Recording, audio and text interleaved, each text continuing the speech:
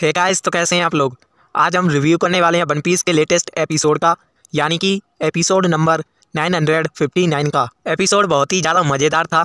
हमें बहुत सी सारी अलग अलग चीज़ें देखने को मिली थी। तो एपिसोड की शुरुआत होती है 25 साल पहले की स्टोरी से, मतलब करंट टाइम से, और हमें देखने को मिलती है गोल्ड डी रोजर की शिप और उनका क्रू। सभी क्रू मेंबर मज़े से पार्टी कर रहे होते हैं, सभी दारू वारू पी रहे होते हैं। शिप पर बहुत ही ज़्यादा बड़े बड़े लेजेंड्स होते हैं, जैसे कि ओडेन, क्रोकस। और तभी पार्टी चली रही होती है, तभी क्रोकस रोजर से बोलते हैं कि तुम्हें इतनी ज़्यादा दारू नहीं पीनी चाहिए, तुम्हारी हेल्थ बिगड़ सकती है। तो रोजर उनसे बोलते हैं कि तुम मुझे कैसे रोक सकते हो जबकि तुम खुद दारू पी रहे हो। और इसके बाद तो उन दोनों में मुक्का मुक्की हो जाती है, मतलब फ्रेंडली मुक्का मुक्की, जैसे कि लूफी का क्रू उसे मारता है ना, बिल्कुल वैसे ही आप ये बोल सकते हो कि दोनों ही क्रू बहुत ही ज़्यादा एक जैसे हैं। फिर हमें दिखाए जाते हैं रेली और ओडेन बात करते हुए, और ओडेन रेली से बोलते हैं कि मुझे अब बानो लौट जाना चाहिए, अभी बहुत ही ज़्यादा बड़ा काम बाकी है वहाँ पर करना।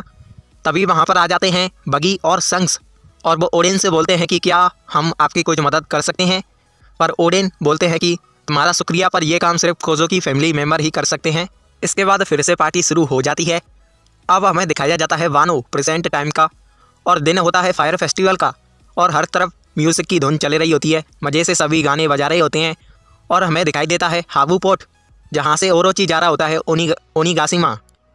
और तभी ओरोची का जो चेला होता है उन 12 निंजास का कैप्टन, वो बोलता है कि कायोसिरी यहीं पर रुक गया है, अगर कोई प्रॉब्लम हो तो वो संभाल लेगा या फिर हमें बता देगा।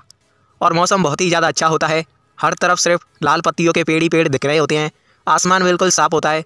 और हाँ, लग रहा होता है कि आज फायर फेस्टिवल है। आज फायर फेस्टिवल का दिन होता है, तो पूरे वानों को बिल्कुल मस्त तरीके से सजा दिया जाता है, और सारे लोग बहुत ही ज़्यादा खुश होते हैं, नाच रहे होते हैं, गा रहे होते हैं, खा रहे होते हैं, पी रहे होते हैं, और सभी फायर फेस्टिवल के लिए तैयार हो रहे होते हैं।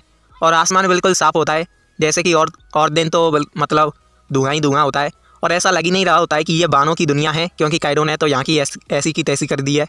तो होता क्या है कि देखो, जो बानो है वो बहुत ही ज़्यादा बड़ा है, तो उसके अलग अलग एरिया में अलग अलग मौसम है। जैसे कि कैपिटल में बहुत ही ज़्यादा अच्छा मौसम है, पर दूसरी जगह टोकागे पोर्ट, जहाँ पर सभी लूफी के दोस्त और कीमोन के दोस्त मिलने वाले थे, वहाँ पर बहुत ही ज़्यादा बेकार मौसम होता है। समुद्र बिल्कुल सुनामी सी आ रही होती है, और तूफान चल रहा होता है, और बारिश भी हो रही होती है, जैसे कि कोई बवंडर आ रहा हो। और शायद पूरे वानों में आज के दिन यही ऐसी जगह है जहाँ पर मौसम बिगड़ा है।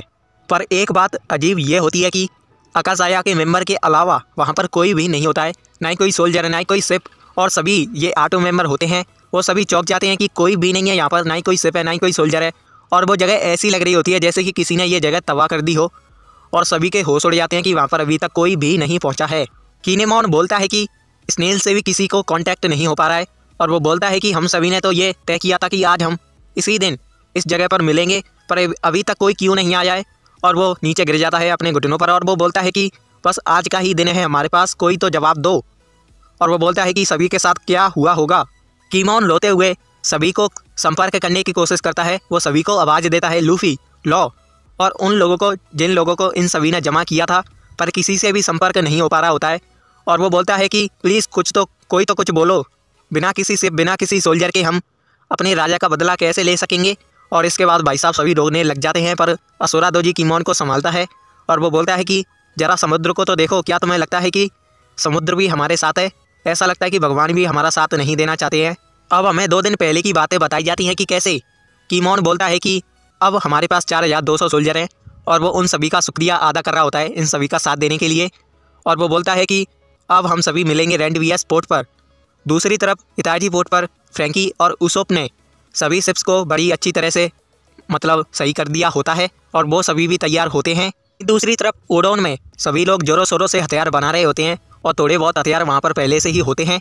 और जो तामा के मास्टर होते हैं वो लूफी ब्रुक और चॉपर को देते हैं समुराई के कपड़े, और वो उन्हें पहन लेते हैं, और भाई साहब वो बहुत ही ज़्यादा मस्त लग रहे होते हैं। और वो बोलते हैं कि अब तो काइडो हमसे बिल्कुल ही नहीं जीत पाएगा, और अब तो हम बिल्कुल ही हारने वाले नहीं हैं। और जैसे कि मतलब आज अब तो वो किसी को भी हरा देंगे, ऐसा लग रहा था। जो संजी होता है वो जोरो से बोलता है कि तुम्हें भी एक ले लेना चाहिए, पर जोरो बोलता है कि मैं उसे पहनकर स्लो हो जाऊंगा। पर संजी बोलता है कि हाँ तुम्हें ले लेना चाहिए, वैसे भी तुम्हारी बंटी कम है। पर तभी आ जाता है जोरो को गुस्सा, और भाई साहब वो अपनी इनेमा निकाल कर संजी की बीड़ी और उसके साथ साथ जो माउंटेन होता है उसके 2 टुकड़े कर देता है, और इसके बाद तो उन दोनों में हमेशा की तरह लड़ाई हो जाती है। दूसरी तरफ रॉबिन इन सभी को ओनिगाशिमा के वेदर के बारे में बता रही होती है कि वहाँ पर थोड़ी ठंड हो सकती है तो तुम अपने साथ गर्म कपड़े ले लेना। तभी नामी बोलती है कि अगर कैसा होगा कि मज़ा ही आ जाएगा कि अगर उस दिन फुल मून हुआ तो सारे मिंक शिलोंग फॉर्म में बदल सकते हैं। पर मिंक बोलते हैं कि वो बात तो सिर्फ किस्मत पर डिपेंड करती है। पर लूफी थोड़ा परेशान होता है क्योंकि बिग मॉम वानो में आ चुकी है पर जिम्बे अभी तक यहाँ तक नहीं आ पाया है।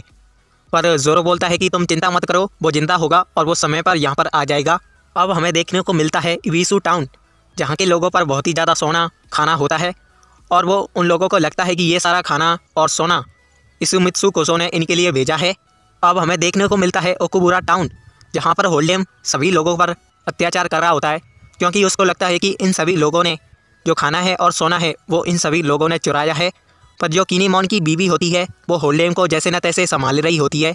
अब हमें देखने को मिलता है तोगागे पोर्ट प्रेजेंट टाइम का, जहाँ पर ये सभी अभी तक इंतजार कर रहे हैं।